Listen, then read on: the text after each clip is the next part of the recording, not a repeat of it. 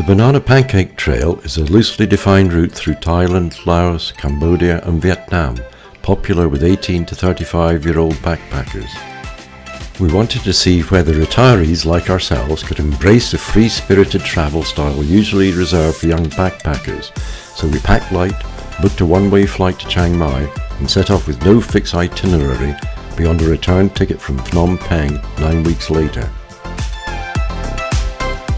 After Mae Rem, we hitched north to Pai.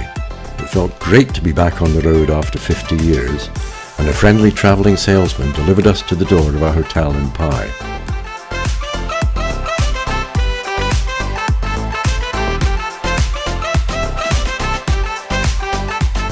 That hotel, the Oia Pai, wasn't aimed at young backpackers, but we had a great time there.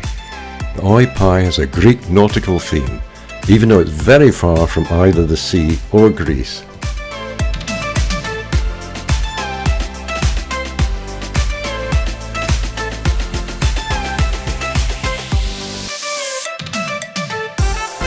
There's lots to do in Pai, including going to 2 huts, a popular spot to have a drink and watch the sunset.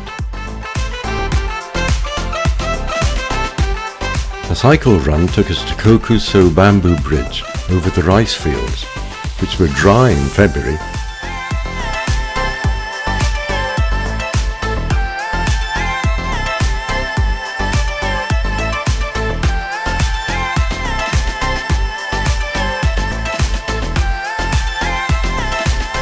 Back in Chiang Mai, we enjoyed a morning river cruise and lunch on the River Ping.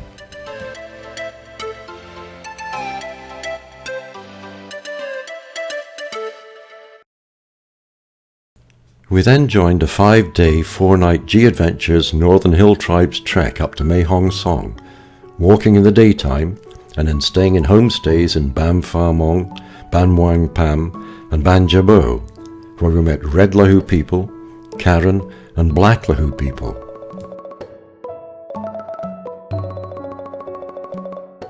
The scenery was beautiful, especially at dawn and sunset.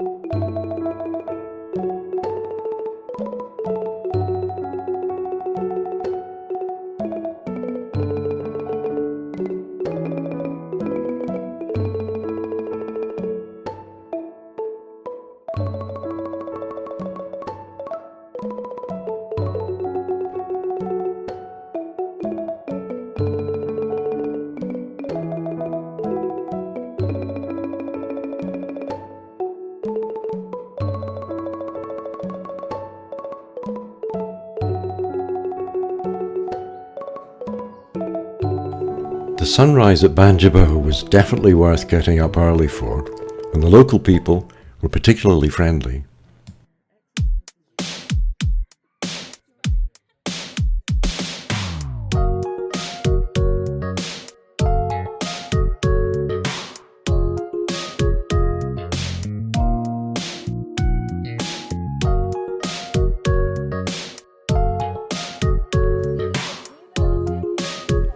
From Chiang Rai, we went on an organised day trip to the Elephant Peace Project. We helped feed the elephants, gave them a wash in the river, and then walked with them into the local hills. A wonderful experience.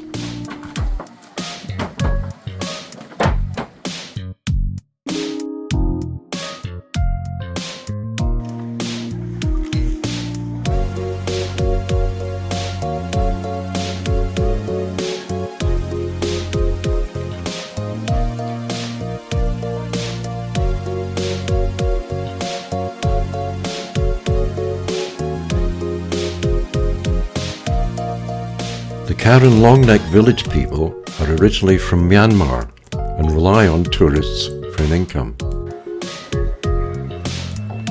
There used to be opium poppy fields here, but now it's a prosperous tea estate.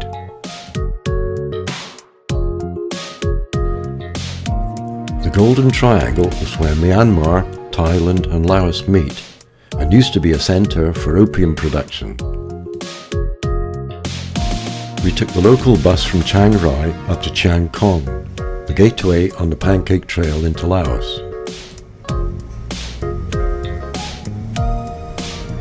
I should point out that the Banana Pancake Trail got its name decades ago when local guest houses started selling hippie travellers banana pancakes and other Western delights as an alternative to typical rice-based breakfast foods. We didn't actually see many banana pancakes on the menus.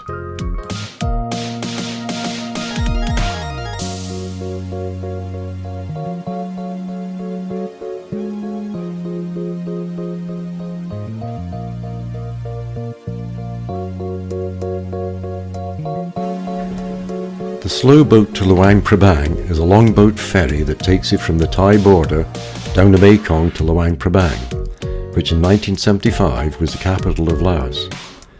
There are two types of slow boats, the public ones which most backpackers take, which are cheaper but crowded, and more upmarket ones like the one we took, which cost more but provide food and a super tourist experience.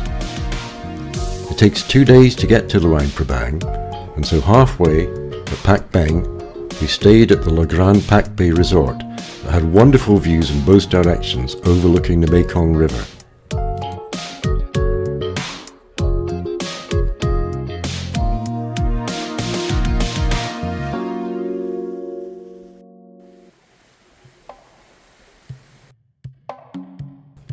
Luang Prabang immediately became one of our favourite places. It's well preserved, not too busy, the people are friendly, and the tourist experience is well catered for, though prices are sometimes higher as a result. We spent an afternoon at the Heritage House, where local people hire beautiful traditional dress for formal photo sessions.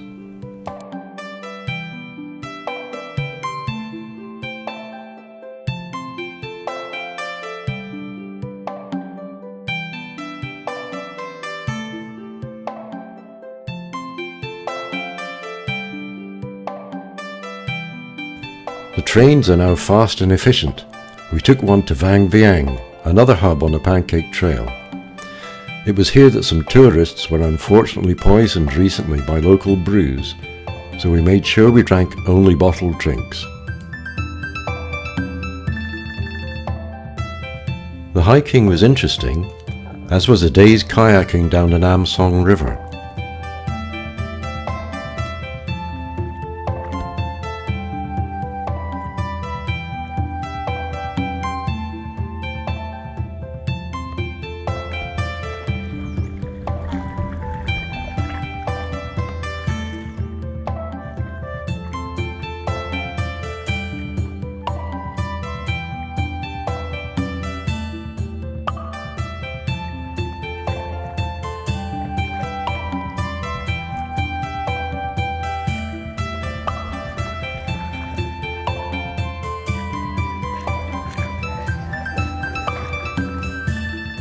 We made sure we avoided the tipsy tubing, which involves floating downriver and stopping at bars and discos.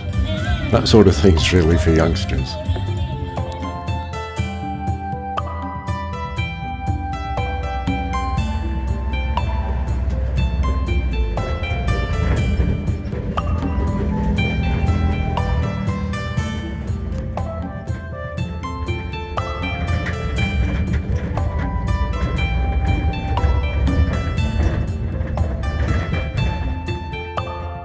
Something we've wanted to do for a long time is hot air ballooning, and Vieng was the ideal place to try it.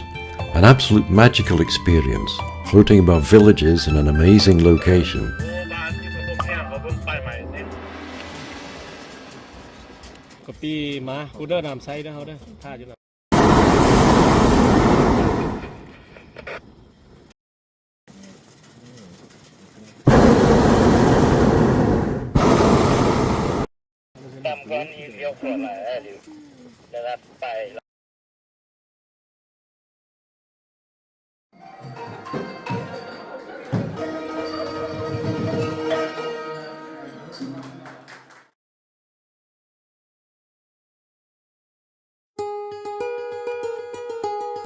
We flew to Pakse and stayed at a rather magical place, the Wopakok Hotel, on the banks of the Mekong south of the city.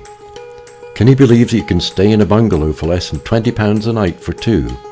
And the food is superb.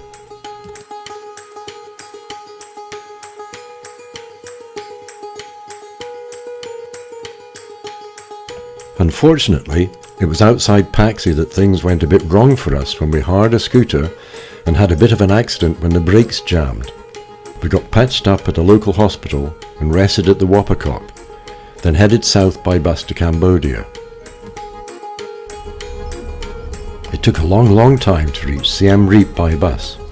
If it hadn't been for the accident, we might have visited the 4,000 Islands area, which is a popular part of the Banana Pancake Trail with backpackers, but we didn't want to be too far from reasonable medical facilities, as our wounds needed cleaning and redressing.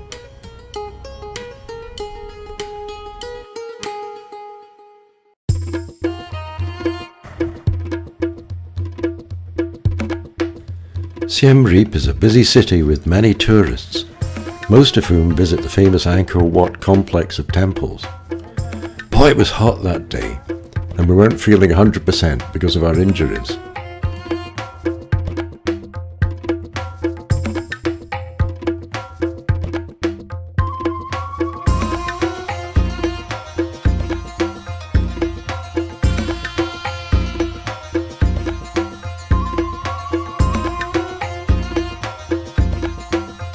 I really enjoyed the traditional dancing, especially the exact finger, wrist and foot Apsara dances.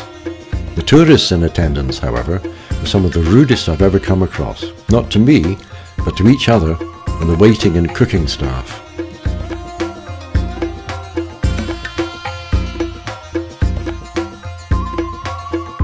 The other day trip was to Kampong Phluk floating village, which was actually on dry land at that time of the year.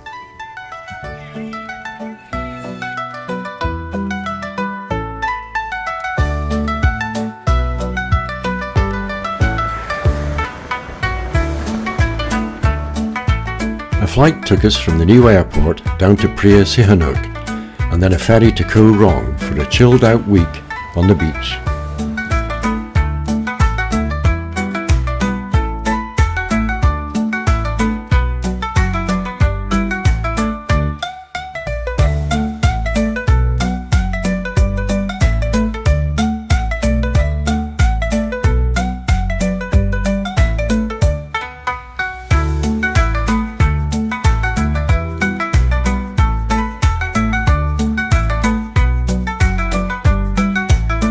The final part of the trip involved another long bus drive to Phnom Penh, the capital of Cambodia. It was well into March by this time and pretty hot, but we enjoyed walking around the royal palace. The extreme heat meant that there were not many other tourists.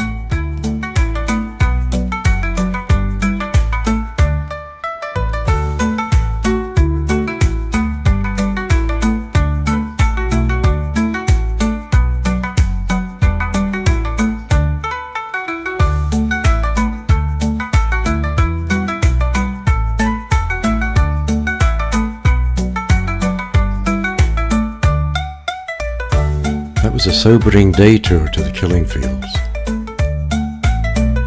It was a great trip, apart from the scooter accident, and I think we showed that the Banana Pancake Trail isn't just for youngsters. Thanks for watching. See you next time.